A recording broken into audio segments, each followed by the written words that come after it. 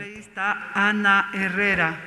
Se otorga ahora el uso de la palabra a la asambleísta Ana Herrera cuando son las 16:13. A todos los legisladores y a los ecuatorianos que nos ven.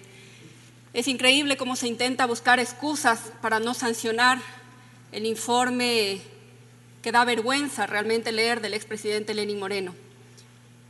Quiero aclarar también que el informe que se votó en la subcomisión fue aprobada por la mayoría, incluso con el voto positivo del asambleísta Maldonado, que es de la bancada de Creo. Me refiero al informe de la subcomisión, para que se conozca en la comisión. Señora Presidenta, permítame informar que el informe del expresidente de la República, Lenín Moreno Garcés, ha sido contrastado con las cifras, con los datos, con los recursos remitidos por los ministros de las diferentes carteras de Estado que forman parte del gobierno actual y que ellos fueron quienes nos facilitaron los datos que permitieron evidenciar algunas situaciones que hoy pongo en conocimiento de este Pleno. Me voy a referir en esta ocasión específicamente al área social, una de las más amplias para su tratamiento. Esta deja ver que la ejecución presupuestaria durante este periodo en los ministerios de Inclusión, de Salud Pública, de Vivienda, de Educación, ejecutaron los rubros que voy a mencionar a continuación entre el 2017 y el 2021. En lo que se refiere a la red de protección social, con una ejecución promedia del 2017 al 2021 de apenas $5.000 millones.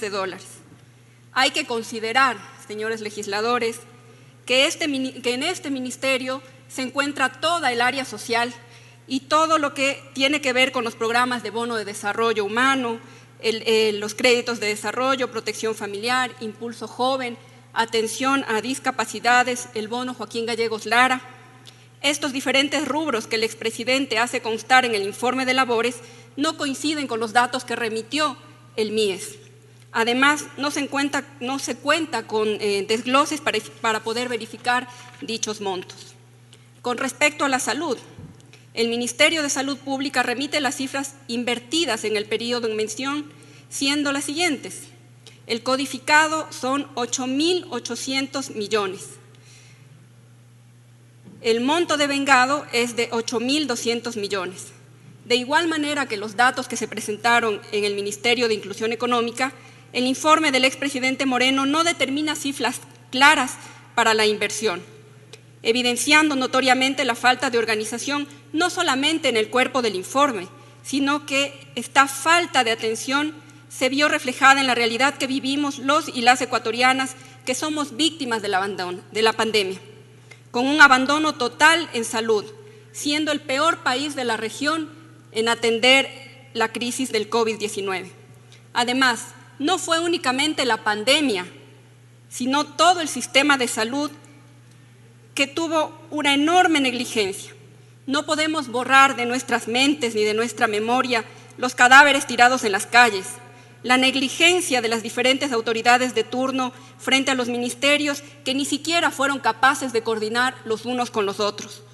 Es decir, siempre fue negligente el accionar del expresidente Moreno, poniendo en claro la falta de interés por buscar soluciones que hubiesen servido para salvar las vidas de miles y millones de ecuatorianos. Esas vidas no eran de desconocidos, esas vidas eran de familiares, de amigos, de vecinos, y esas vidas se convirtieron en un verdadero calvario a no encontrar, por ejemplo, los restos de las personas que fallecían.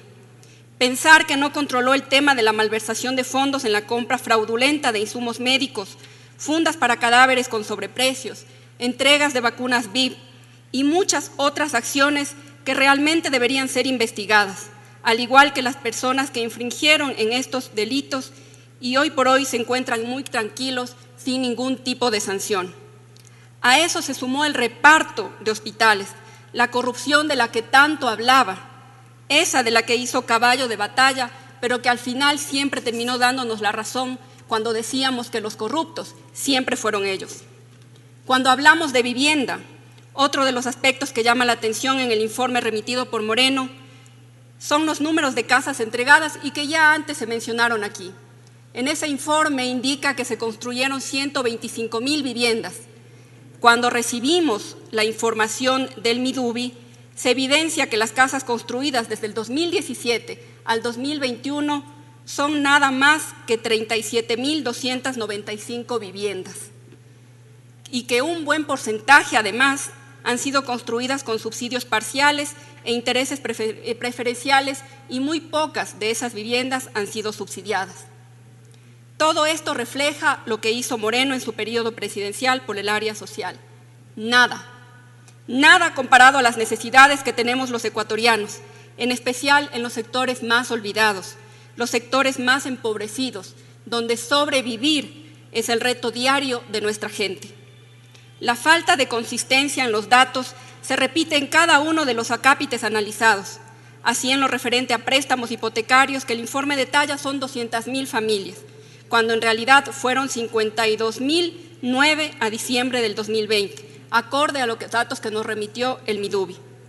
Hemos concluido entonces que es claro que en materia de vivienda en el informe presidencial se sobrevaloraron notablemente las cifras frente a la realidad, tanto en número de viviendas como en los recursos asignados para su construcción. Si hablamos de educación, el Ministerio de Educación remite las cifras en torno a la ejecución del periodo 2017-2021, siendo un total de 1.105 millones de dólares entre gasto corriente e inversión. Cifras que nuevamente no se pueden evidenciar en el informe del expresidente Moreno, pues al ser un informe escueto, simplón, no permite que se comparen cifras que puedan además determinar cuál fue la verdadera inversión en educación, tanto en educación inicial, en educación básica, en bachillerato y en educación superior.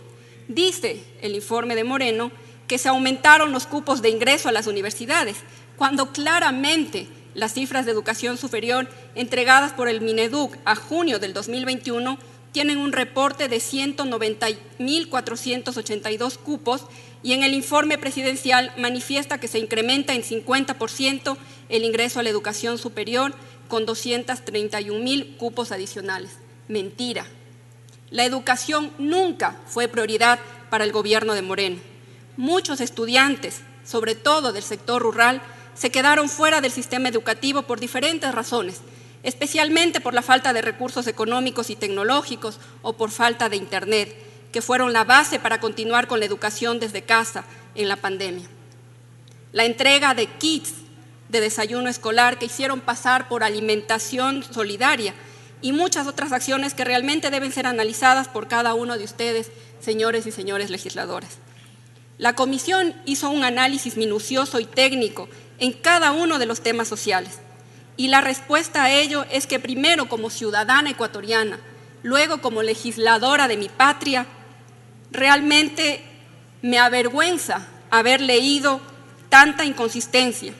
Es una falta de respeto, compañeros legisladores, ver un escrito sin sentido, considerando que el informe a la nación por parte de un mandatario es lo más sagrado, porque en él se refleja el esfuerzo, la dedicación, la ética, la moral, la transparencia con la que se ha desenvuelto para cumplir con sus mandantes.